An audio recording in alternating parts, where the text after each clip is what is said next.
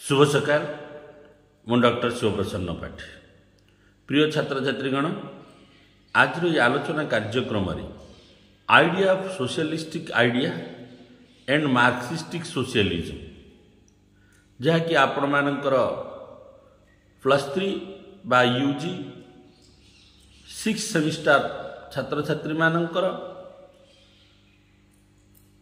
उद्देश्य मोर यही प्रस्तुति आज ये आलोचना कार्यक्रम आमे समाजवाद चिंताधारा कौन एवं आर उत्पत्ति आपको किए प्रथम उच्चारण करथिले समाजवाद उत्पत्तिर उद्देश्य कौन थिला लक्ष्य कौन थिला कारण कौन दायी रही एवं कार्ल मार्क्सଙ୍କର भूमिका कौन रही ताहारी उपर आज आलोचना करवा आज समस्त आलोचना विषय जॉन एंड माथुर पुस्तक मु प्रस्तुत करिछि निजस्व ज्ञान बल चलतु आलोचना करवा socialist and labour movements were concomitant consequence of industrial revolution यार अर्थ होला पिला माने जो सामाजिक चिंताधारा बा जो श्रमिक आंदोलन सब होइतिला आहार मूल रही शिल्पर विप्लव शिल्पर विप्लव यही समाजवाद चिंताधारा एवं श्रमिक आंदोलन को आग को बढ़ापी अनुप्राणित करथिला an effective response against various restrictions imposed by the capitalistic on the working class was socialism, whereas the fusion of mutual cooperation and organizing spirit in workers for improvement in their conditions was known as labor. जो शिल्पपति मान रही जो शिल्पपति मानकर साधारण worker मानकर जो प्रतिबंधक रखिथिले से प्रतिबंधक हटाइबा जो प्रतिवाद सब होइथिला से प्रतिवाद मूल रही समाजवाद चिंताधारा जहाँकि श्रमिक मानकर उन्नति उद्देश्य काम करुला इन 19th century started socialistic and labor movement in Europe केबे आरंभ होइतिला पिला माने आपण माने एठी गोटे पॉइंट मध्ये लिखि परिबे जे समाजवाद चिंताधारा आरंभ 1900 शताब्दी रे एही लेबर मूवमेंट बा समाजवाद चिंताधारा यूरोप रे देखा देइतिला प्राथमिक भाव रे the socialist movement held for justice in matter of economy प्रकृतार कहया गले यही जो समाजवाद चिंताधारा आरंभ होइतिला यह समाज रे अर्थनैतिक समस्या को लेकर आरंभ होइतिला उदाहरण स्वरूप जेतला गोटे शिल्पपति रोजगार करुला लाभ पाउथुला तांकर जीवन यापन शैलीटा श्रमिक श्रेणी अलग थिला श्रमिक श्रेणीटीए लोकटीए अति दयनीय अवस्थार अभाव अनटन भितर रोगग्रस्त जीवन बंचुला तेणु यही अर्थनैतिक न्याय प्रदान करने श्रमिक मानू यह आरंभ होइथिला next the socialist movement aimed to ending capitalism यही जो समाजवाद चिंताधारा आरंभ होला विप्लव आरंभ होला समाजवाद विप्लव यह शिल्पपति मानकर पतन कला शिल्पपति चिंताधारा पुंजीपति चिंताधारा को पतन कला यूरोप रे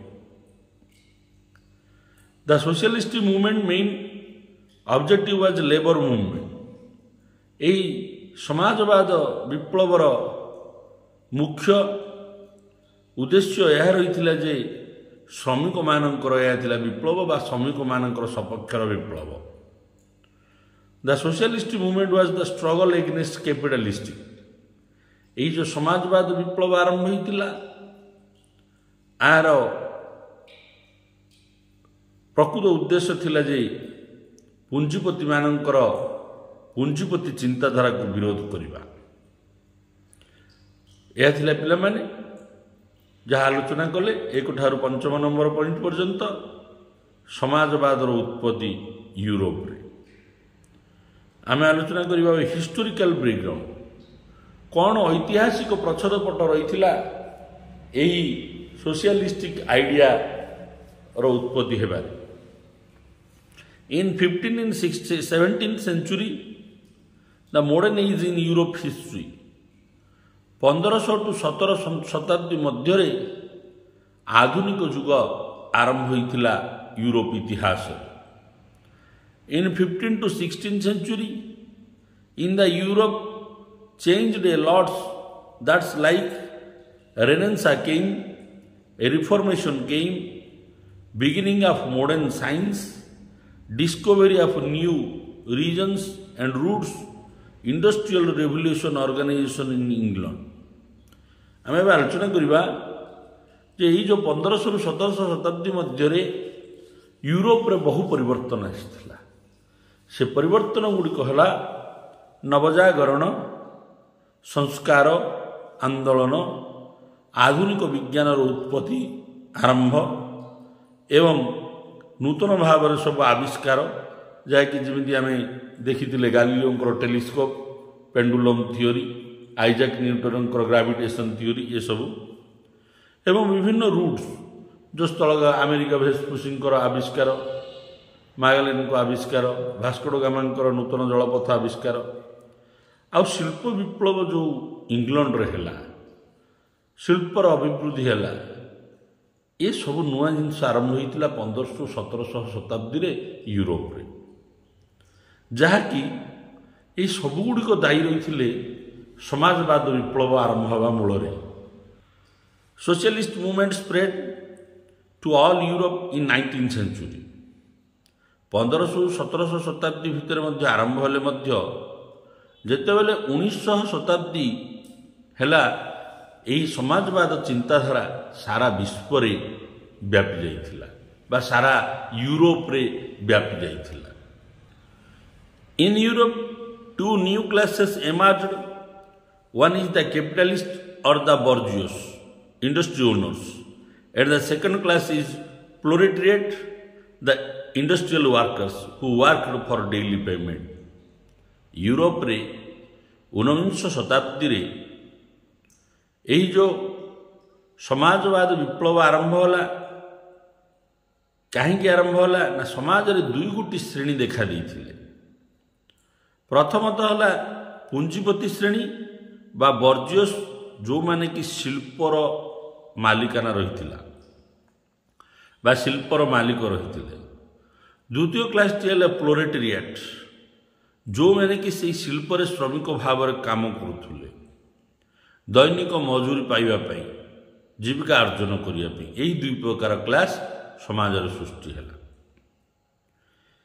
इन Europe industrial workers form different organisation under the umbrella of trade union Europe रे जेतेबेले श्रमिक माने बहुमात्रा रे काम कले श्रमिक संगठन गुड़िक गढ़ी उठिला यही श्रमिक संगठन गुड़िक अधीन विभिन्न अनुष्ठान मान तैयार हैला यूरोप रे जहाँकि बलिष्ठ बल जोगई देइथिला समाजवाद चिंताधारा को आगु को बढ़िया पाई Karl Marx and Friedrich Engel influence to the people यही समाजवाद चिंताधारार मुख्य नायक कार्ल मार्क्स एवं फ्रेडरिक एंगेल्स जी कि लोकमानक उपरे बहु प्रभाव पकईते लेखा माध्यम श्रमिक श्रेणी मानकर हित उद्देश्य एवं यही जो पुंजीपति श्रेणी मानकर विरोध में स्वर उत्तोलन करने the feudal class did not like equal footing with working class peoples Europe रे जो सामंत श्रेणी लोक मान रही से मैंने चाहूनुले जे यही श्रमिक श्रेणी लोक मैंने अन्य श्रेणी लोक मानकर समसामयिक हुअन्तु यह मध्य गोटे कारण रही यूरोप रे समाजवाद चिंताधारा हेबापाई in England first set up different type of industries and grow the working class population in England. ଇଂଲଣ୍ଡର ଯେତେବେଳେ ଶିଳ୍ପ ବିପ୍ଳବ ପ୍ରଥମେ ଆରମ୍ଭ ହୋଇଥିଲା, ଏହି ଶିଳ୍ପ ବିପ୍ଳବରେ ଇଂଲଣ୍ଡରେ ବହୁ ଶିଳ୍ପ ଗଢ଼ି ଉଠିବା ସହିତ ବହୁତ ଶ୍ରମିକ ମଧ୍ୟ ତିଆରି ହୋଇଯାଇଥିଲେ। କାହିଁ ଗ୍ରାମ୍ୟରୁ ସହରକୁ ଲୋକମାନେ କାମ କରିବା ପାଇଁ ଆସି ଶିଳ୍ପର ଶ୍ରମିକ ଶ୍ରେଣୀର ଅନ୍ତର୍ଭୁକ୍ତ ହୋଇଯାଇଥିଲେ। ଏହାଫଳରେ ଇଂଲଣ୍ଡରେ ଶ୍ରମିକ ସଂଖ୍ୟା ବହୁତ ଦେଖିବାକୁ ମିଳିଥିଲା। Next, in England the working class people suffered lots and their lifestyle is very poverty and disease affected life due to the unhealthy living condition of industrial area. ଯେତେବେଳେ ଇଂଲଣ୍ଡରେ ଶିଳ୍ପର ଅଭିବୃଦ୍ଧି ହେଲା, ସେ ସମୟରେ ଶ୍ରମିକମାନେ ଶିଳ୍ପର ଚତୁଃପାର୍ଶ୍ୱରେ ବସବାସ କରୁଥିଲେ। ଶ୍ରମିକମାନଙ୍କର ଅବସ୍ଥା ଅତ୍ୟନ୍ତ ଦୟନୀୟ ଥିଲା। କାହିଁକି ନା ଶ୍ରମିକମାନେ ଶିଳ୍ପରେ ଅଧିକ ସମୟ କାମ କରୁଥିଲେ ଏବଂ କମ୍ ଦରମା ପାଉଥିଲେ, ଯାହାଫଳରେ ସେମାନେ ଜୀବନର ନିମ୍ନ ଆବଶ୍ୟକତାକୁ ମଧ୍ୟ ପୂରଣ କରିପାରୁନଥିଲେ। ଶରୀର ଅସୁସ୍ଥ ହେଲେ ମଧ୍ୟ ସଠିକ୍ ଭାବରେ ଔଷଧ ସେବନ କରିପାରୁନଥିଲେ। ଏହା ଫଳରେ ଏହି ଶ୍ରମିକ ଗୋଷ୍ଠୀ ମଧ୍ୟରେ ଗରିବ, ରୋଗଗ୍ରସ୍ତ ଦେଖାଯିବାର ପ୍ରମାଣ ମିଳିଲା। ଏହା ମୂଳରେ ରହିଥିଲା ଯେ ଶ୍ରମିକମାନଙ୍କର ଶିଳ୍ପ ଚତୁଃପାର୍ଶ୍ୱରେ ବସବାସ କରୁଥିବା ଯେଉଁ ପରିବେଶ ଥିଲା, ତାହା ସ୍ୱଚ୍ଛ ନଥିଲା ଏବଂ ଅତି ଦୟନୀୟ ଥିଲା ଏବଂ ରୋଗଗ୍ରସ୍ତ ପରିବେଶ ଥିଲା, ଯାହାଦ୍ୱାରା ଏହି ଶ୍ରମିକ ଶ୍ରେଣୀ ସେଇମାନେ ଗତି କରୁଥିଲେ ରୋଗଗ୍ରସ୍ତ ଜୀବନ, ଅଭାବଗ୍ରସ୍ତ ଜୀବନ। The working class people raised their voice against industrial peoples. ଶ୍ରମିକମାନଙ୍କର ଏହିପରି ଦୁର୍ଦ୍ଦଶା ହେଲା, ଯାହାକି ନିତ୍ୟନ୍ତ ଆବଶ୍ୟକ ଜିନିଷ ପୂରଣ କରିପାରିଲେନି। ତେଣୁ ସେଇମାନେ ତାଙ୍କର ଭଏସ ସ୍ୱର ଉତ୍ତୋଳନ କରିଥିଲେ ଶିଳ୍ପପତି ପୁଞ୍ଜିପତିମାନଙ୍କର ବିରୋଧରେ। German industrialist Walter Rathenau support to socialistic people and industrial working people.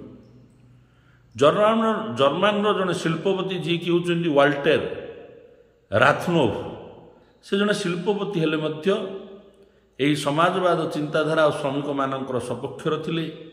ତାଙ୍କ ଶିଳ୍ପର ଶ୍ରମିକମାନଙ୍କୁ ସେ ଉତ୍ତମ ବେତନ ଦେଉଥିଲେ, ରହିବା ସୁବିଧା ଦେଉଥିଲେ, ଚିକିତ୍ସା ସୁବିଧା ଦେଉଥିଲେ। ସେ ଜଣେ ସମାଜବାଦ ଚିନ୍ତାଧାରାର ସମର୍ଥକ ଥିଲେ। ଇନ୍ 1825 ଟ୍ରେଡ୍ ୟୁନିୟନ କେମ୍ ଇନ୍ଟୁ ଏକ୍ସିଷ୍ଟେନ୍ସ। 1825 ମସିହାରେ ୟୁରୋପରେ ଟ୍ରେଡ୍ ୟୁନିୟନ ଗୁଡ଼ିକ ଦେଖାଦେଲା। ପିଲାମାନେ ଏହି ଯେଉଁ ଲେବର ସଂଗଠନ ଗୁଡ଼ିକ ଦେଖାଦେଲା। ତା ପୂର୍ବରୁ ଏ ଟ୍ରେଡ୍ ୟୁନିୟନକୁ କେମିତି ଦେଖା ନଯିବ, କେମିତି ତିଆରି ନ ହେବ, ଏ ଉପରେ ମଧ୍ୟ ପୁଞ୍ଜିପତିମାନଙ୍କର ଆଖି ରହିଥିଲା। କିନ୍ତୁ ପରିଶେଷରେ 1825 ମସିହାରେ ବିଭିନ୍ନ ଶ୍ରମିକ ସଂଗଠନ ଗୁଡ଼ିକ ତିଆରି ହେଲା ୟୁରୋପରେ। In the book Imperial Germany and Industrial Revolution mention about the interest of the German workers. ଜର୍ମାନୀର ଗୋଟେ ବହି ଲେଖା ହେଇଥିଲା, ସେଇଟା ହେଉଛି imperial Germany and industrial revolution. ରାଜାଙ୍କର ଜର୍ମାନୀ ଆଉ ଶିଳ୍ପ ବିପ୍ଳବ। ଏହି ପୁସ୍ତକରେ ଜର୍ମାନୀର ଶ୍ରମିକମାନଙ୍କର ଆବଶ୍ୟକତା ବିଷୟରେ ଆଉ ଇଚ୍ଛା ବିଷୟରେ ବର୍ଣ୍ଣନା କରାଯାଇଛି। ବର୍ତ୍ତମାନ ଆମେ ଆଲୋଚନା କରିବା ଏର୍ଲି ସୋସିଆଲିଷ୍ଟିକ ଆଣ୍ଡ ସୋସିଆଲିଷ୍ଟିକ ଅର୍ଗାନାଇଜେସନ୍ସ। ପ୍ରାଥମିକ ଭାବରେ ସମାଜବାଦ ଚିନ୍ତାଧାରା ଓ ବିଭିନ୍ନ ସମାଜବାଦ ଚିନ୍ତାଧାରା ଅନୁଷ୍ଠାନ ଉପରେ ଆଲୋଚନା କରିବା। Thomas Paine wrote rights of man. In this book he demanded socialization of land, imposition of exorbitant death tax. Thomas Paine, ଯାହାଙ୍କର ଲେଖା ଆମେରିକାରେ ବି ବହୁତ ପ୍ରଭାବ ପକାଇଥିଲା, ତାଙ୍କର ପାମ୍ପଲେଟ୍ ଗୁଡ଼ିକ ୟୁରୋପରେ। ଥୋମାସ ପାନ୍ଙ୍କର ଗୋଟେ ପୁସ୍ତକ ସେ ରଚନା କରିଥିଲେ, ରାଇଟ୍ସ ଅଫ୍ ମେନ୍, ମାନବର ଅଧିକାର।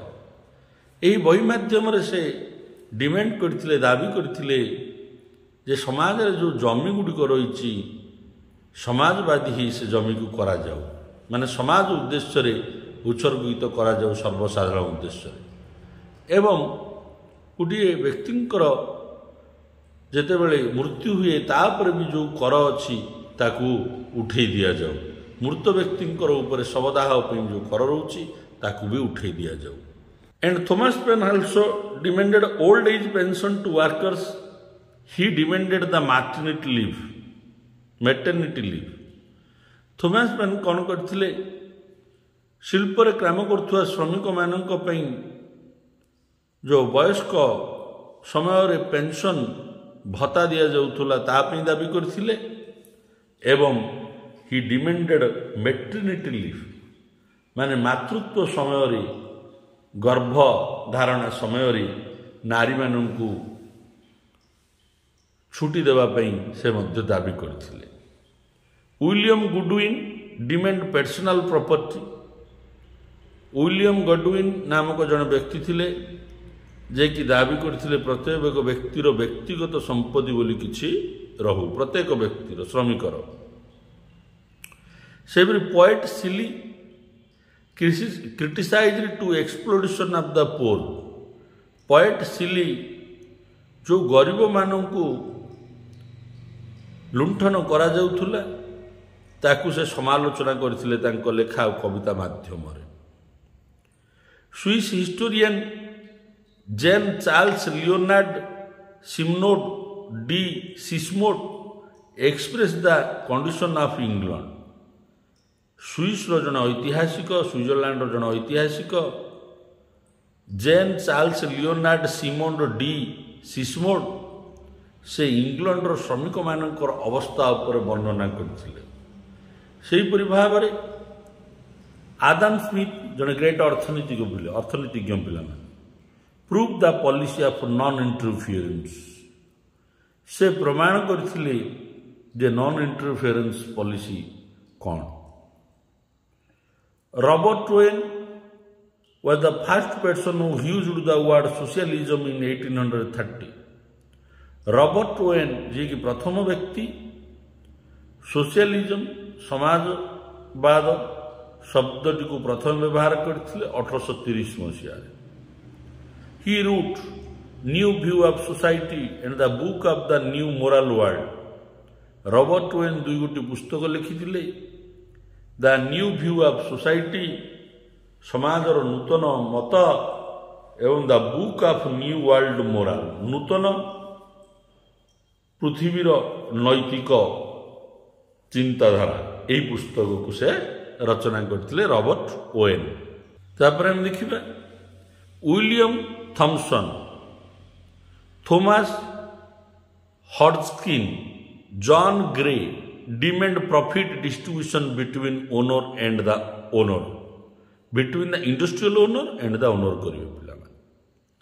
William Thompson Hodgskin, John Gray ଏଇମାନେ ଦାବି କରିଥିଲେ ଯେ ଶିଳ୍ପରୁ ଯାହା ବ୍ୟବସାୟ ବାଣିଜ୍ୟ ହୋଇ ଲାଭ ହେଉଛି ସେହି ଲାଭକୁ ଶିଳ୍ପର ମାଲିକ ଏବଂ ଶ୍ରମିକମାନଙ୍କ ମଧ୍ୟରେ ବାଣ୍ଟି ଦିଆଯାଉ। Industrial owner and labour union ମଧ୍ୟରେ ବାଣ୍ଟି ଦିଆଯାଉ। Charles Kingsley and Denison Morris started a peaceful movement for workers. ଏ ଦୁଇ ଜଣ ବ୍ୟକ୍ତି Charles Kingsley and Dennis Morris ଶାନ୍ତିପୂର୍ଣ୍ଣ ଭାବରେ ବିଦ୍ରୋହ ଆରମ୍ଭ କରିଥିଲେ ଶିଳ୍ପପତିମାନଙ୍କର ବିରୁଦ୍ଧରେ, ପୁଞ୍ଜିପତିମାନଙ୍କର ବିରୁଦ୍ଧରେ, ଶ୍ରମିକମାନଙ୍କର ହିତ ଉଦ୍ଦେଶ୍ୟରେ। ବେବିଉଫ୍ ଡିମାଣ୍ଡ ଦ ଏଷ୍ଟାବ୍ଲିଶ ଏ କମ୍ୟୁନିଷ୍ଟ ଷ୍ଟେଟ୍। ବେବିଉଫ୍ ହେଉଛନ୍ତି ଇଏ ବି ଜଣେ ଦାର୍ଶନିକ ଯିଏକି ଦାବି କରିଥିଲେ ଗୋଟିଏ କମ୍ୟୁନିଷ୍ଟର ରାଜ୍ୟ ଗଠନ କରିବା ପାଇଁ। କମ୍ୟୁନିଷ୍ଟ ମାନେ ସବୁବେଳେ ଶିଳ୍ପ ଶ୍ରମିକମାନଙ୍କର ସମର୍ଥନରେ ରୁହନ୍ତି, ତେଣୁ ସେ ଦାବି କରିଥିଲେ। Count Henry de Saint Simon of France mention about the socialism in his book the New Christianity in 1825। 1825 ମସିହାରେ Count Henry de Saint Simon ଫ୍ରାନ୍ସର ଗୋଟିଏ ପୁସ୍ତକ ଲେଖିଥିଲେ ଦ ନ୍ୟୁ ଖ୍ରୀଷ୍ଟିଆନିଟି, ନୂତନ ଖ୍ରୀଷ୍ଟିଆନିଟି। ସେଇଥିରେ ସେ ଏହି ସୋସିଆଲିଜମ ଚିନ୍ତାଧାରା ଉପରେ ବର୍ଣ୍ଣନା କରିଛନ୍ତି। Next, Saint Simon was the real founder of the France socialism. ଏହି କାଉଣ୍ଟ ହେନରୀ ଡି ସେଣ୍ଟ ସାଇମନକୁ କୁହାଯାଉଛି ଫାଦର ଅଫ ବା ଫାଉଣ୍ଡର ଅଫ ପ୍ରତିଷ୍ଠାତା ଫ୍ରାନ୍ସ ସୋସିଆଲିଜମ, ସମାଜବାଦ ଚିନ୍ତାଧାରାର ପ୍ରତିଷ୍ଠାତା ବୋଲି କୁହାଯାଉଛି। ସେହିପରି ଭାବରେ Louis Blanc is a socialist thinker and leader. He established a link between social reform and politics. He demanded to open national factories. Louis Blanc ନାମକ ଜଣେ ସମାଜବାଦ ଚିନ୍ତାଧାରାର ବ୍ୟକ୍ତି, ସେ କ'ଣ କରିଥିଲେ, ରାଜନୀତି ଓ ସମାଜବାଦ ଭିତରେ ସମ୍ପର୍କର ପ୍ରତିଷ୍ଠା କରିବା ପାଇଁ କହିଥିଲେ ଏବଂ କହିଥିଲେ ଯେ ଜାତୀୟ ଶିଳ୍ପ ସବୁ ଖୋଲାଯାଉ। ନେକ୍ସଟ ଦେଖିବା, league of the just establish in 1836। League of the just ବୋଲି ଗୋଟିଏ ଅନୁଷ୍ଠାନ 1836 ମସିହାରେ ପ୍ରତିଷ୍ଠା ହେଲା Bai German workers and Karl Marx and Engels was the member of this organization. ଜର୍ମାନର ଶ୍ରମିକମାନେ ଏହି ଲିଗ୍ ଅଫ୍ ଦ ଜଷ୍ଟକୁ ପ୍ରତିଷ୍ଠା କରିଥିଲେ, ଯେଉଁଥିରେ କି ଶ୍ରଦ୍ଧେୟ କାର୍ଲମାର୍କ୍ସ, ଏଙ୍ଗେଲ ମଧ୍ୟ ସଭ୍ୟ ରହିଥିଲେ। Its name change in 1847। ଏହି ଲିଗ୍ ଅଫ୍ ଦ ଜଷ୍ଟର ନାମଟି 1847 ମସିହାରେ ପରିବର୍ତ୍ତନ ହୋଇଥିଲା। ତାର ନୂଆ ନାଁ ଥିଲା as the new name community league. Community league ନୂତନ ଭାବରେ ନାମକରଣ କରାଯାଇଥିଲା। ବର୍ତ୍ତମାନ ଆମେ ଆଲୋଚନା କରିବା କାର୍ଲମାର୍କ୍ସ ଆଉ ତାଙ୍କର ସୋସିଆଲିଜମ, ସମାଜବାଦ ଚିନ୍ତାଧାରା। ଏବେ ପର୍ଯ୍ୟନ୍ତ ଆମେ ସମାଜବାଦ ବିଷୟରେ ପଢ଼ିଲେ, କେଉଁଟା ଦେଖାଦେଲା କ'ଣ ହେଲା। ଏବେ ଆଲୋଚନା କରିବା Karl Marx.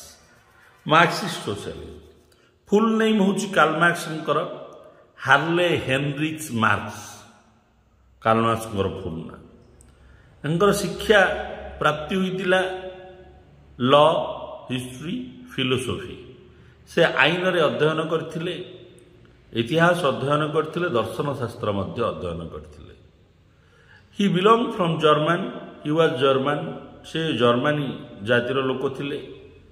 Hi born on 5 May 1818। ସେ 1818 ମସିହାରେ 5 ତାରିଖ ମେ ମାସରେ ଜନ୍ମଗ୍ରହଣ କରିଥିଲେ। He settled in England. Karl Marx ଇଂଲଣ୍ଡରେ ସେଟେଲ ହୋଇଥିଲେ, ବସବାସ କରିଥିଲେ, ଜର୍ମାନରେ ଜନ୍ମ ହୋଇଥିଲେ ମଧ୍ୟ। He known as the father of scientific socialism. ବହୁତ ଥର, ଅନେକ ଥର ଏସ୍ଏସ୍ବିରେ ଏହି ପରୀକ୍ଷାରେ ପ୍ରଶ୍ନ ଆସିଛି ଯେ ସାଇଣ୍ଟିଫିକ୍ ସୋସିଆଲିଜମର ଜନକ କିଏ? କାର୍ଲମାର୍କ୍ସ ହେଉଛନ୍ତି ସାଇଣ୍ଟିଫିକ୍ ସୋସିଆଲିଜମର ଜନକ। His father was an advocate. ତାଙ୍କର ପିତା ଜଣେ ଓକିଲ ଥିଲେ। His family renounce Judaism and adopted Christianity.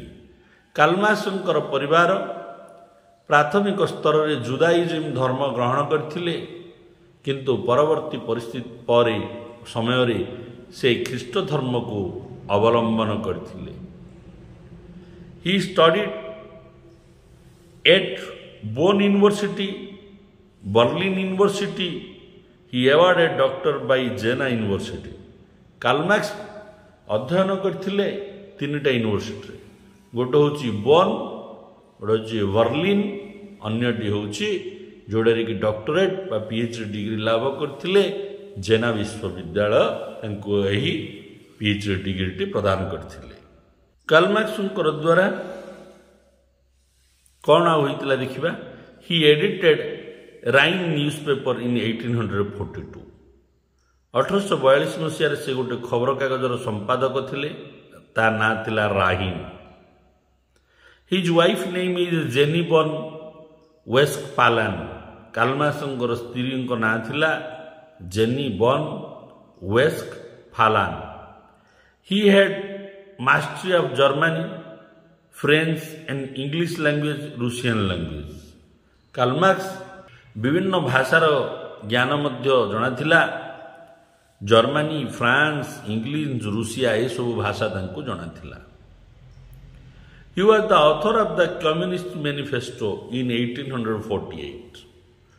1848 ମସିହାରେ ଗୋଟେ ପୁସ୍ତକ ଲେଖାଯାଇଥିଲା କମ୍ୟୁନିଷ୍ଟ ମ୍ୟାନିଫେଷ୍ଟୋ। ତାର ଲେଖକ ଥିଲେ Karl Marx. He died in 1883।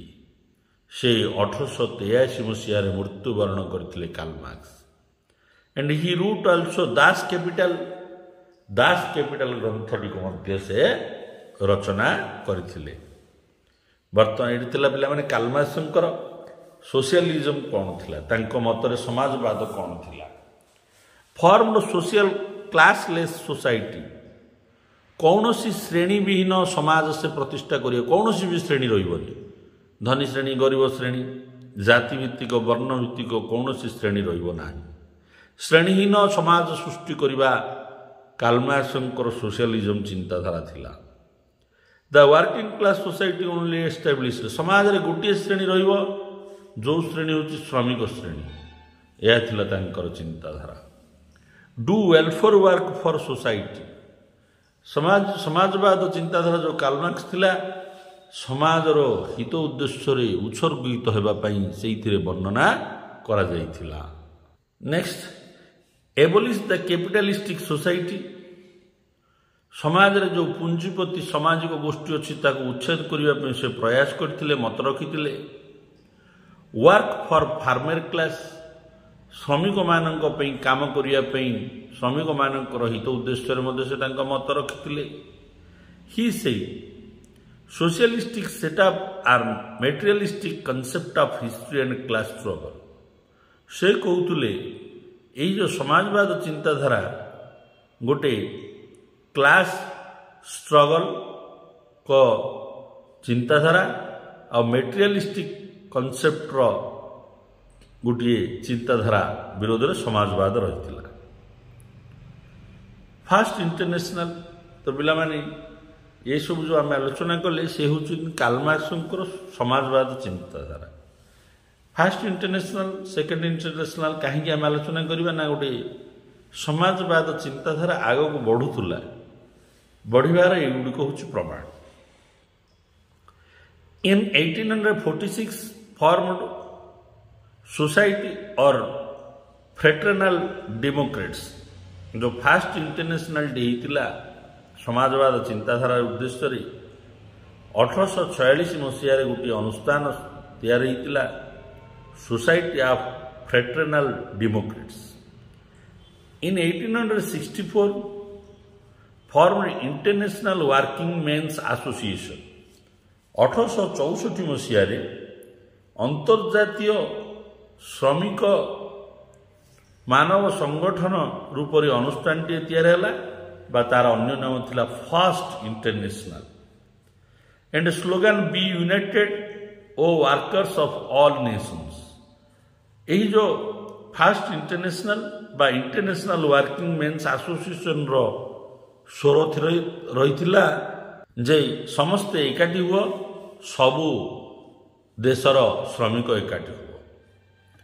Slogan आउटे थिला मध्य एई फास्ट इंटरनेशनल रो there is no duty without right and there is no right without duty. बढ़िया कोटेशन टीए कोठे एटा आइतिला बेले बेले परीक्षा रे पछारे there is no duty without right. यदि अधिकार किछि दिया जीवनी ताले काम करा जीवनी। There is no right without duty, जदि काम करन मध्य तमर किछि अधिकार नाही। बढ़िया मत समाजवाद चिंताधारा। वर्तमान आम देखिए पे second international. On July 1889 held second international in Paris and joined 400 representative from 20 countries. 1899 मसीहा जुलाई मासरे द्वितीय इंटरनेशनल सभा बसला पेरिस ठारे। 20 गोटी देशरू 400 सभ्य ये जोग देते। फास्ट में celebrated United day of labour. यही द्वितीय इंटरनेशनल रे स्थिर करा जाइथिला जे प्रति वर्षर मे मासर 1 तारिख को जो कि डे ऑफ लेबर श्रमिक मानकर दिवस रूपे पालन करा जिवो। पिलाने एबे भी पालन होउची श्रमिक दिवस भाव। In this meeting demand that to limit the working period to 8 hours. ଏହି ସେକେଣ୍ଡ ଇଣ୍ଟରନ୍ୟାସନାଲ ଶ୍ରମିକ ମାନଙ୍କର କାମ କରିବା ସମୟ 8 ଘଣ୍ଟା ବୋଲି ଧାର୍ଯ୍ୟ କରାଯାଇଥିଲା। ଆଗରୁ ଯେଉଁ 14ରୁ 16 ଘଣ୍ଟା ଖଟାଉଥିଲେ ଗୋଟେ ଶ୍ରମିକ 8 ଘଣ୍ଟାରୁ ଅଧିକ କାମ କରିପାରିବ ନାହିଁ ସ୍ଥିର ହୋଇଥିଲା। ଏବେ ବି ସେଇଟା ଇଣ୍ଡଷ୍ଟ୍ରିଆଲ ଲରେ ଅଛି। The iron man of Indian national movement Dadabhai ନାରୋଜି ପାର୍ଟିସିପେଟେଡ୍ in 1904। ଏହି ଯେଉଁ ସଭା ଚାଲିଥିଲା ଇଣ୍ଟରନ୍ୟାସନାଲଟି, ସେହି ସଭାରେ ମଧ୍ୟ ଦାଦା ଭାଇ ନାରୋଜି ଭାରତର ଜଣେ ଜନନାୟକ, ଭାରତ ସ୍ୱାଧୀନତା ସଂଗ୍ରାମର, ସେ ମଧ୍ୟ ଯୋଗ ଦେଇଥିଲେ 1904 ମସିହାରେ। କାହିଁକି 1904 ଫେଜ୍ ତାର ମିଟିଂ ଗୁଡ଼ିକ ହେଉଥିଲା, ଇଏ 1904 ମସିହାରେ ଯୋଗ ଦେଇଥିଲେ। After start a second world war the second international is collapse. ଏଇଟା ଭିଟା କାଟାଇ ଦେବେ, କୋଲାପ୍ସ। ଯେତେବେଳେ ବିଶ୍ୱରେ ବିଶ୍ୱଯୁଦ୍ଧ ଆରମ୍ଭ ହୋଇଯାଇଥିଲା, ଦ୍ୱିତୀୟ ବିଶ୍ୱଯୁଦ୍ଧଟି, ସେହି ସମୟରେ ଆଉ ଏଇ ସେକେଣ୍ଡ ଇଣ୍ଟରନ୍ୟାସନାଲଟି ରହିଲା ନାହିଁ। ସେ କୋଲାପ୍ସ ହୋଇଯାଇଥିଲା, ନିଜେ ନିଜେ ଭାଙ୍ଗି ଯାଇଥିଲା। କାହିଁକି ବିଭିନ୍ନ ଦେଶ ବିଭିନ୍ନ ସଂଗଠନ ସହିତ ସାମିଲ ହୋଇଯାଇଥିଲେ, ଯାହାଫଳରେ ଆଉ ଶ୍ରମିକ ୟୁନିୟନ ହେଲେ ଗୋଟିଏ ୟୁନିୟନରେ ସେମାନେ ସାକ୍ଷାତ ହୋଇପାରିଲେନି। ଏହିପରି ଭାବରେ ଦ୍ୱିତୀୟ ବିଶ୍ୱଯୁଦ୍ଧ ସମୟରେ ଦ୍ୱିତୀୟ ଇଣ୍ଟରନ୍ୟାସନାଲଟିର ସମାପ୍ତ ହୋଇଥିଲା। ମୁଁ ଆଶା କରୁଛି ମୋର ଏହି ଆଲୋଚନା ଆପଣମାନଙ୍କର ଆଗାମୀ ଯୁକ୍ତ 3 ଅଧ୍ୟୟନରେ ସହାୟକ ହେବ। ଭିଡ଼ିଓକୁ ଲାଇକ୍ କରନ୍ତୁ, ଚ୍ୟାନେଲକୁ ସବସ୍କ୍ରାଇବ୍ କରନ୍ତୁ ଏବଂ ସମସ୍ତ ଛାତ୍ରଛାତ୍ରୀ ଗଣରେ ସେୟାର କରନ୍ତୁ। ବନ୍ଦେ ଉତ୍କଳ ଜନନୀ।